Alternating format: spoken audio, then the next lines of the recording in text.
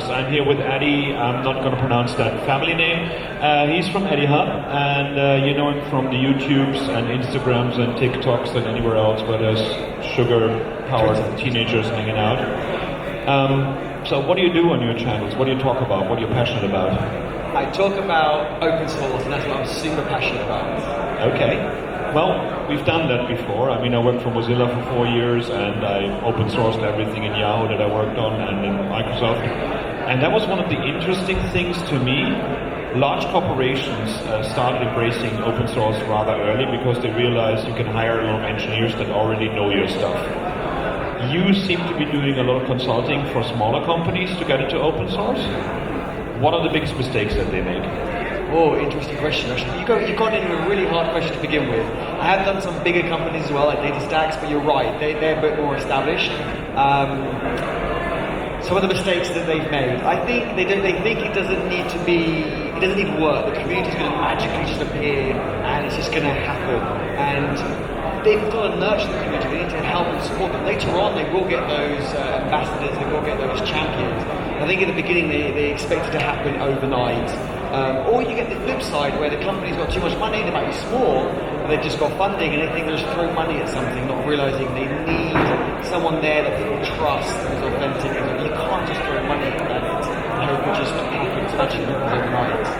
Swag-driven development where people just give out a lot of stickers and a lot of t-shirts and you think people will love your product and start coding for you. I love that. I'm going to quote that. Swag-driven development is brilliant.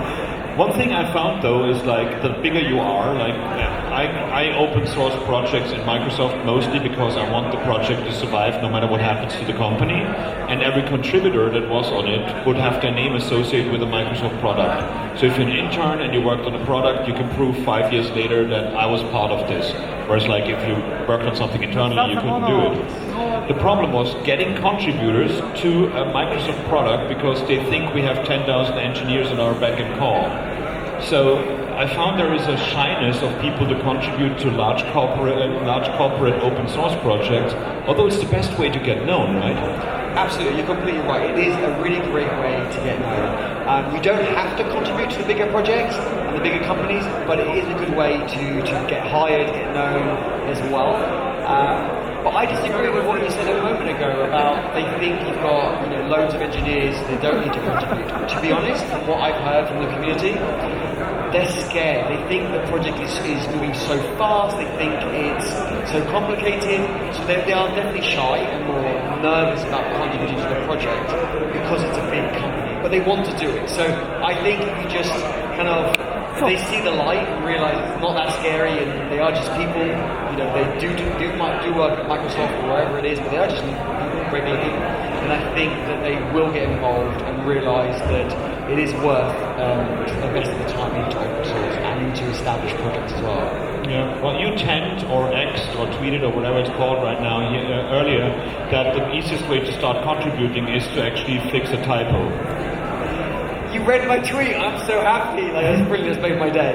I think people belittle typos, but for me that's an improvement. If something is wrong, even as a typo, I think it's important that someone fixes it. They shouldn't just stay fixing typos. And let's be honest, my first contribution was fixing a typo. To be honest, my 15th contribution was fixing a typo. But then I realised I could give so much more, and I get so much more back by building on for that. So yes, I think people should start the workflow and so forth by fixing a typo, but hopefully after one or two they actually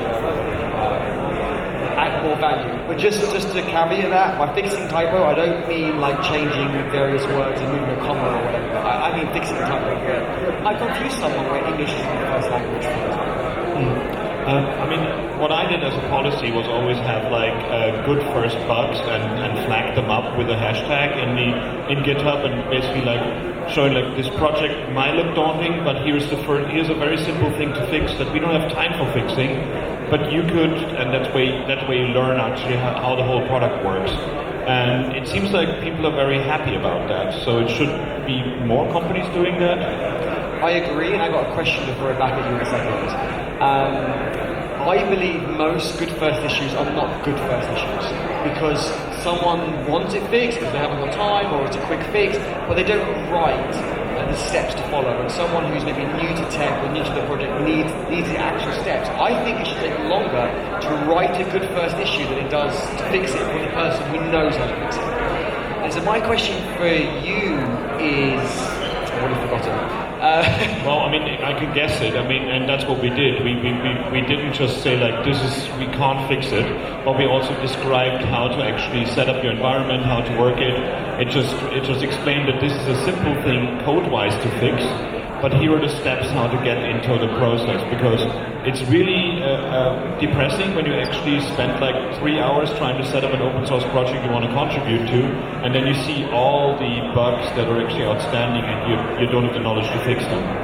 No, that's very true. I think, especially with Accelerators coming around the corner next month, I think it's important for projects and companies to invest time in creating those good first issues that are good first issues, to onboard people, because I think it's that shyness, being scared, and once they've kind of got the project set up, made a contribution, they'll want to do more, which I think is really important. There's a lot of boilerplate to be written as well. That's always the thing, like when people underestimate as well. You open source your projects, but you also have to describe in your pull requests what actually is done. My biggest part there was, I get pull requests from people, they change some code and it said like fix stuff. And how can we make people, I mean, I have one solution which is GitHub Copilot, but how can we make a culture of good pull request explanations? Because it's really tough. I know my answer to that. I know Sarah's answer to that, who's one of the big contributors on the WeAreDevelopers project. We're very different. I try to go for more of the friendly approach. She's the lawyer, she's really harsh. So I'll answer on Sarah's behalf now. She would just say, I don't understand, and close it. Please create a new one which actually has a description that makes sense. We have the templates for a reason, don't just delete the pull request template. Sorry Sarah, but it is what it is. She makes me cry sometimes. I think for me it's about educating people the benefit of having even just a before and after picture of something like visual changes just adds so much value. I'm still going to go test it, but I can straight away get an idea of what I'm looking for, and then I'll go test it myself. So yeah, I think we need to get better at making issues, and we need to get better at writing pull requests. And there are tools out there for like AI that are doing that. I haven't tried them. I don't know how good they are. Maybe they'll get better with time. Yeah, Copilot for pull requests is pretty amazing. It actually takes the code and analyzes it and describes what the code changes are and describes a walkthrough how to fix it, how to see the change as well. So that was really impressive. But you made a good point. Like a screenshot of before and after is really, really helpful. I think there are lots of browser extensions that allow you to do screencasts. Just adding a screencast of where you got stuck, for example, when you do not a pull request but an issue, so we can see what the issue is, would be so much more helpful than 10,000 funny memes in like pull requests. Oh my god, yes. I'm really not a fan of memes in pull request or issues. Like I have like a no meme policy in our open source project because I feel it just is a distraction to what you want. I like having the information there, but not too much. I don't want to read a book about it, but I need enough to understand and to have context. So I'm always context rich within the project. I have goldfish memory as well. So I need to come to that issue or that pull request and have enough information to understand and not too much. That was a bit goldfishes, but anyways. You said it. I wanted to say that as well. Like you spend a lot of time writing great templates for pull requests, and people either don't fill them out or delete them. It seems they just don't work. What can we do about that? That's a really, really hard question, because you're right. Templates don't seem to work, or if the people fill them in, they don't do it quite right. Or yes, you could write more information in there, but with comments, if you do that, then less like to read it and less like to fill it in. It's really hard. I am thinking, this is a crazy idea, I want to announce now for the first time, maybe in the template there is a short video or a link to a video like 30 seconds just to give them some tips and ideas. I don't know if it's a good idea, I'm just proposing this as an idea. Maybe you or someone else watching or listening can let us know, is that good? Will people watch it? I think, yeah, in Microsoft it would be impossible to do because we have to be accessible in everything we do. So if you do a video, you have to provide a transcript, captions and everything, so that could also be auto-generated, but it could also be auto-generated nonsense. That's the other problem with that. So it's really weird. I think when I looked at engineers to hire, I did look at their open source contributions. I didn't look at the code. I actually looked at how much they interacted with other people, how they reacted to criticism, and how they reacted to praise, because that actually showed me more about them than their code. Yes, and more freaking yes. Absolutely. The coding is like the least important part. It's all the collaboration. Absolutely love that. I would love to have been at that pitch when somebody came on and said, like, GitHub, we're going to make a social network for developers, the least social people on this planet. That must have been a fun meeting, right? To be a fly on the wall for some of those meetings, it must have been interesting, yes.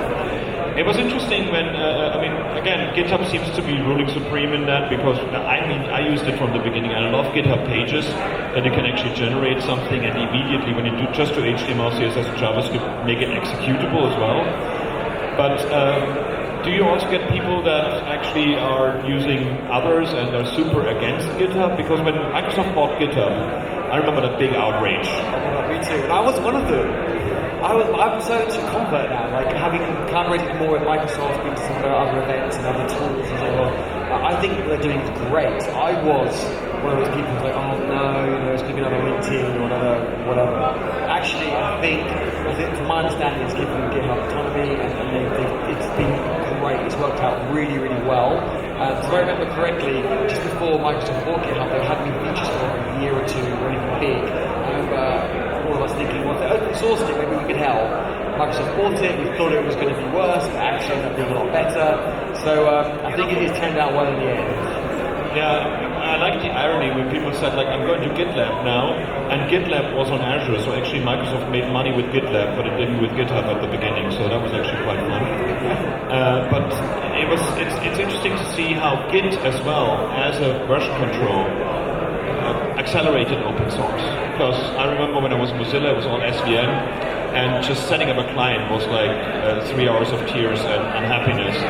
So I think Git was one of the accelerators. What other things did you see that were accelerators for open source?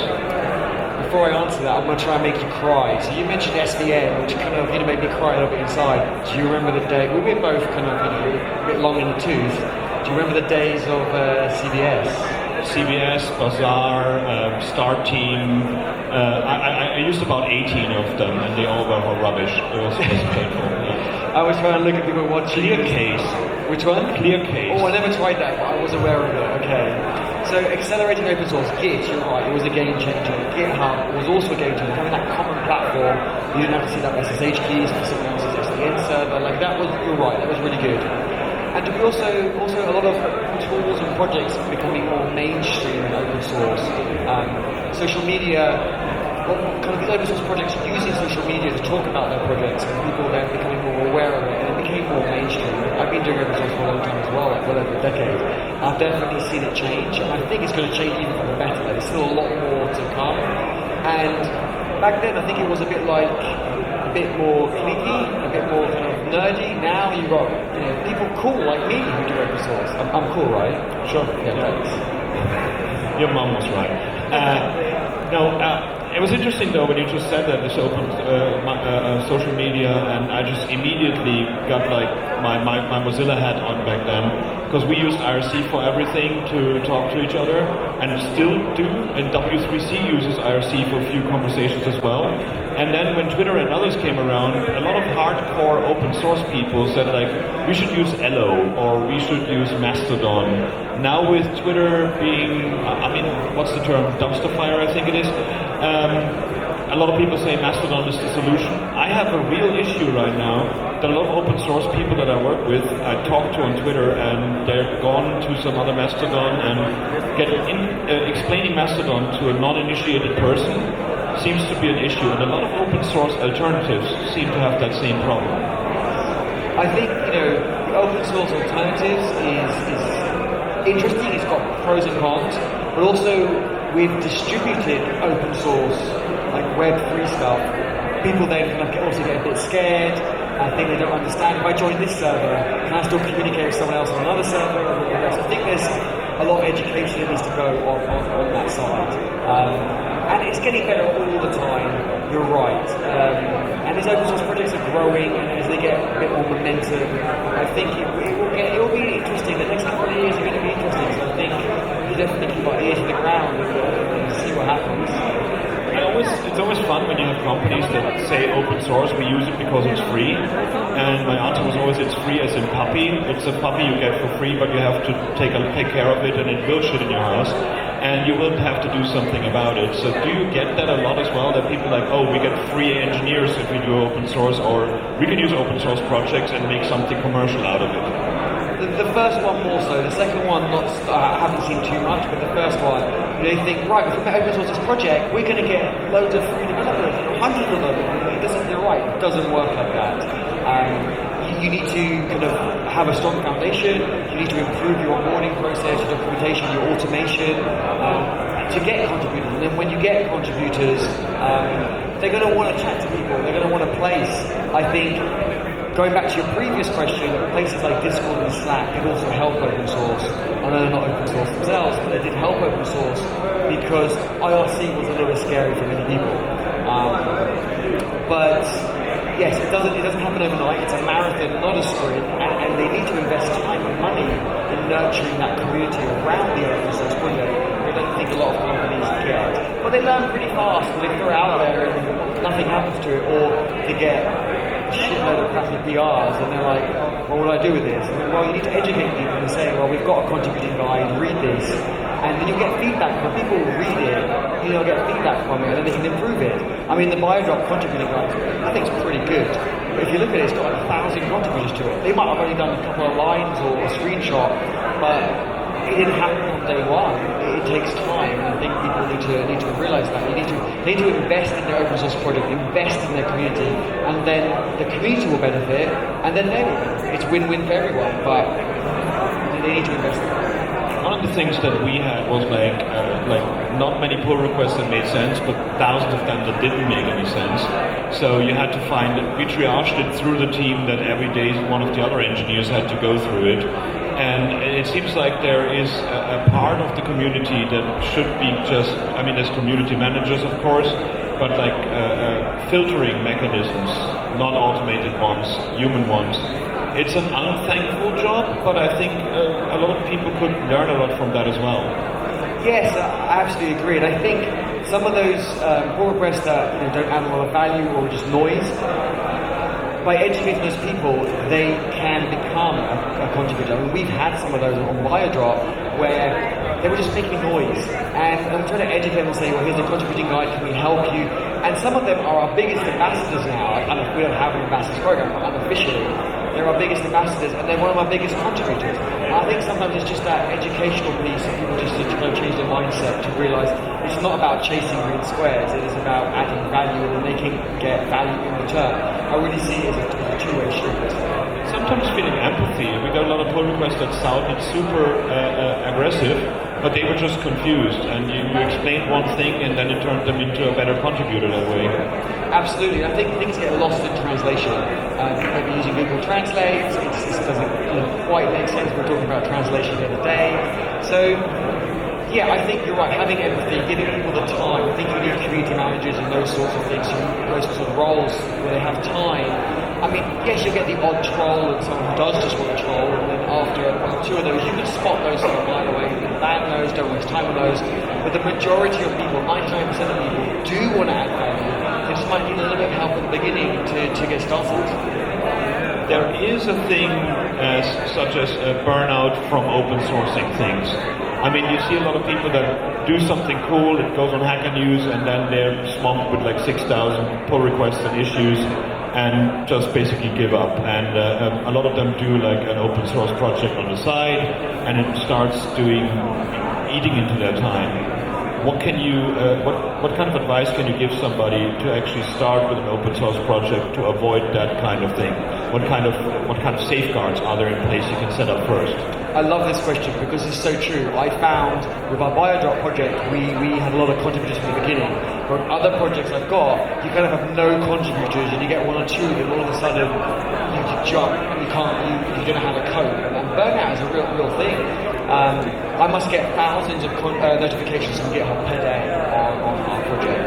And I think what they can do is automate as much as possible. Like if you're doing something more than once a week, you need to automate it. it's not to remove the collaboration, it's to improve it. So you can still collaborate, but collaborate on the more interesting things.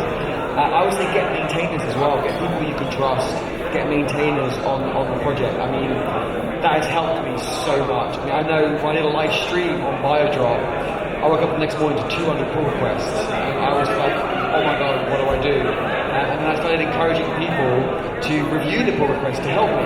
So then I started getting still a few hundred pull requests like every few days, but now I've got 20 comments on every pull request, so my notifications have gone from like 400 a day to 3,000 a day, and it was great, but just to manage that. So I would just say, get maintainers, get on top of your notifications, just find a process that works. You can then, if things are merged or closed, just filter those out, get rid of the notifications. That will be like 50% done straight away. The GitHub notification area I think is really good. It's not perfect, but I think it is really good, and that's helped me reduce my time managing those, but then have a better quality of time that I spend on my project and make it more enjoyable. One thing I did in my project as well with Microsoft was make sure that any outside contribution, maybe an issue or a pull request, automatically went on top of the task list, because somebody put their effort in, and internally we had other things to build. But then of course you get into featureitis really quickly. So how do you balance that? I have had the exact same thing. I think I went through a phase of a week doing features, and then I was like, oh my god, I've got so many pull requests in the community, they're chasing me on DMs, so the notifications are now doubling. So then I just spent a week or two just trying to go through all their pull requests, get them merged, and you get them feedback and so forth, and get them merged. But then features got all held up, so you're absolutely right. I think allocating time. So now I try and do a day of features, a day of pull requests, or other people's pull requests, a day of features, and I try and do that. And I also get the other maintainers to help me balance that out and see what people do. Right, someone might have, I have a weekend free, I want to work on features. Right, you go ahead, I'll look at the pull requests coming in, and you work on features. Or a lot of the time, it's the maintainers say, hey, look, I'm a really busy week, I've only got an hour this weekend. Okay, great, we'll spend an hour looking at pull requests, I'll look at features. So you're just balancing that out, but it's hard. I think it's it's a challenge you have to go through and to find the balance that works for you. And we keep tweaking stuff all the time. One thing that helped was having a very open roadmap and feature map where you say okay, we heard you, we don't have time right now, in 3 months time or 3 iterations we're going to happen, and that basically made people not ask every 2 days why their feature wasn't in. So being as transparent as possible in the next set of features for your project seems to be a really good way to work around some of those issues. I love that. Being transparent to solve so many issues. The roadmap is a great idea. We also have a bot that replies when people raise a pull request. I know bot things aren't great, but it does say, we endeavour to get back to you with the feedback within 48 hours. If after 7 days you haven't heard from us, do tag us in Discord. Maybe we missed that notification. Maybe we're human. It does happen. And hopefully other people get involved from the community, because what I love is you don't have to be a maintainer to review someone else's pull request. And so I think that's really important, because that helps the maintainer. It's getting a step closer for that person to become a maintainer if that's something they want. It's opening doors for them. So I think everyone getting involved. I think a lot of people think open source is about pushing code via commits, and I think that is the smaller part of open source. I really think there is, is this issue a duplicate of this issue? Put a link to the duplicate, help the maintainers. They can just learn so much as well as helping their maintainers, and they can get a lot of credibility, a lot of their personal brand from that. Yeah, an interesting one is also a lot of times you find pull requests that come over and over, issues come over and over, and then you realize it's just a lack in your documentation. And you write the documentation once, and then you write a bot that, if that comes up, point out here's the docs, because people don't go to the docs automatically. That's the sad thing. I mean, you can't RTFM if there's no M. And it's really tricky for people to point them to documentation, because they see it as a last resort, rather than why don't you just answer it to me? And I'm because it costs me a lot of time. I think you hit the nail on the head. I see Sarah nodding behind the camera. You're right. People seem to be allergic to documentation, but I think it's because in the past, in this documentation was out of date, and so I think there was you read documentation, you go through, you do what it says. then it wouldn't work, and you realise it's out of date. So I think people are a bit nervous about it. I think things have improved and changed a lot now over the years.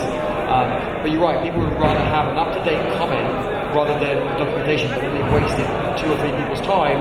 And if they look, a couple of lines up, someone asked the exact same question and got a similar answer. I think again, it's an education piece, saying to people, look at the documentation. If you can't find it, ask a question. Maybe there is something missing, and together we can improve it. But just have a quick look. I mean, just Control F the documentation, or use the search document. Just spend 30 seconds having a look. They can save their time because they might not get a reply for a few hours. People are busy, different time zones, and they've wasted their time because they're waiting. So they should just have a look. If they can't find it, by all means ask. I love questions. But you're right. A lot of the questions I get is top of the documentation first page. In an alert box, and it's just right there, and I kind of feel bad. I just say, it's the top of this documentation on the homepage. I've looked. It's in the orange alert box. Okay, thank you. There seems to be a fine line with bots what to do. Day before yesterday, I contributed to the GitHub Copilot repo, just writing 2 paragraphs that it now works in line with Command I and GitHub chat. And then I saw like 8 different bots going from like amber to red to green, and 3 of them said like error, can't do this, and that just meant that somebody else had to review it. And I felt like, what do I have to fix to put these 2 paragraphs in? So there can be too much transparency with your bots. Another one, I mean, I had a kind of a Sarah bot, like basically if somebody did an issue and we wrote back, we had like I can admit it, we had a copy and paste thing like, oh, we don't know what you're talking about, like can you give us more information, like is it about this maybe or that? And then I basically tagged it, and that was the cleanup bot. Like if 3 days later there was nothing else coming from that person, I just deleted it because that's nothing I should do by hand. 3 days. Well, we have 2 weeks if we do it by hand, but there's no activity after 2 weeks. We unassign the issue and close the PR, or there's no assigned issue, we just close the PR. But interesting, 3 days. That's ruthless. I love it though, but it's efficient, right? On some projects, as you grow to a certain size, you have to be that ruthless. I think so. It was a project that had 2.1 million downloads and 60,000 daily users. So we got about like 600 issues a day that were nonsense.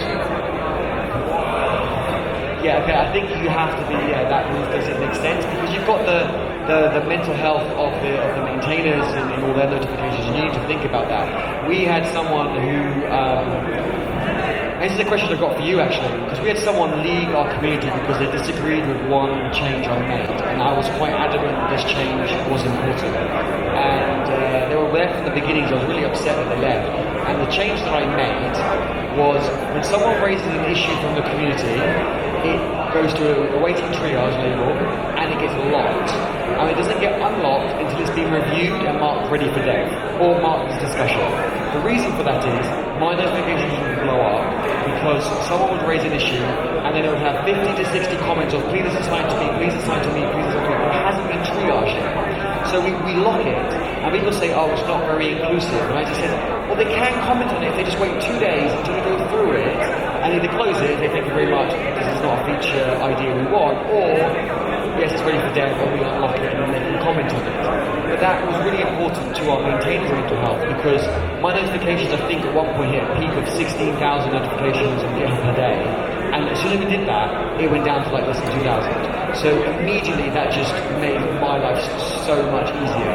I feel it wasn't hindering the community either, just delaying their comments for like a day or something.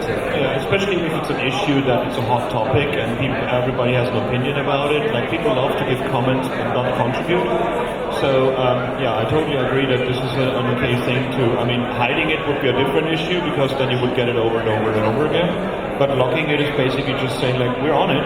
Like, and I mean, if other people that would have said like, assign to me, assign to me, assign to me, these to me are the possible people to get into the triage team, because if they're so excited about immediately doing something, we might as well put it to good use. True, I like that, yes. And getting people as a maintainer was a triage team that now GitHub has from the community. They know the project. That's a great way to we know what they do and they know the project. So yeah, absolutely. I mean, GitHub has community tools in there as well, which I haven't used myself yet, but it seems to be like a private beta or something like that.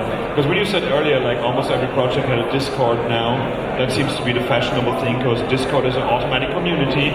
And I don't understand Discord. I look at the interface and it's everything in one thing. It's an audio chat thing, it's a video chat thing, it's a message queue. I'm like, it's obviously an open source project where every engineer put every feature in that they found and then shoved it around the screen. Can we get something better? I love Discord. I much prefer it to Slack. However, you're right. I was confused for months. It's just got so much going on. It's so customizable, but it is very confusing. But again, you need to maintain it. You need to look after the community. Otherwise, it just becomes a whole meme dumping, link dumping place. You need some bots and some mods and stuff to control it, so you can make sure there is value in that community. I see some people saying, "Oh, Eddie, add a meme channel, a random channel. We'll get so much more activity." I'm like, I don't want activity. I want quality open source conversations. I've left some Discord servers because there are like 20,000 messages an hour, and it's just people just resharing memes and other people share on Twitter, and it's just too much noise. For me, my time's invaluable. I want to collaborate with people, but I want to collaborate on the valuable, interesting stuff. Have they got a talk coming up? Can I review their slides? It doesn't have to be open source, but I feel that's adding value to me because I can learn something. I'm not going to their talk, unfortunately, I might be in a different country. I can learn something from their slides. They can potentially learn something from me, rather than 100 memes an hour that you forget 5 seconds later.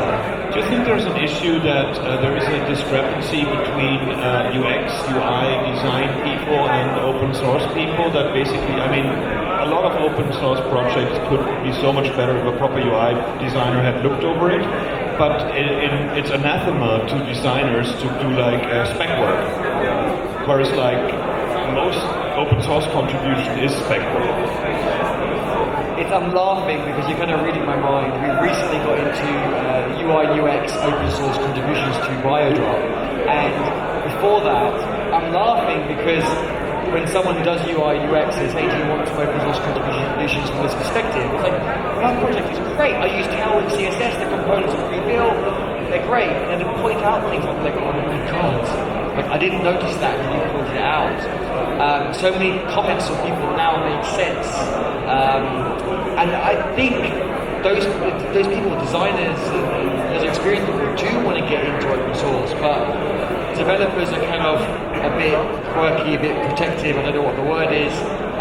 So I think there's a lot of movements going to happen. I see other projects in open source design. I saw at Boston, and that was really interesting. So I think it's happening. I think the next 2-3 years are going to be super interesting. I can't wait to rebrand BioDrop with the contributions from the UI, UX, the people in the open source community. It's going to be super interesting. I guess it goes back to like Creative Commons and these kind of things. But when you look at archive.org, there's so many things that are Creative Commons that are just piracy. So, I mean, there's a real problem making sure that when somebody releases it with a license, it stays in it, because watermarks get broken as soon as you resize the image, like digital watermarks, and it's just a really, really problematic bit to do. Well, I mean, we could go on for hours. We can probably go on for hours again on StreamYard, but we can't repeat that because we got this as a running thing. So, I want to thank you today for your time. You're probably going to pass to everybody with your camera here anyway soon, so... what did you talk about here actually, or did you talk already? I had my talk about an hour ago on the main stage on accelerating your career with open source. Okay, so once you did that, we're going to invite you again, and it's great to have you here. Thank you so much. It was awesome to geek out with you. I've been following your work for many, many years, so it's actually great to geek out in person. Thank you so much. I really appreciate it. Thank you very much.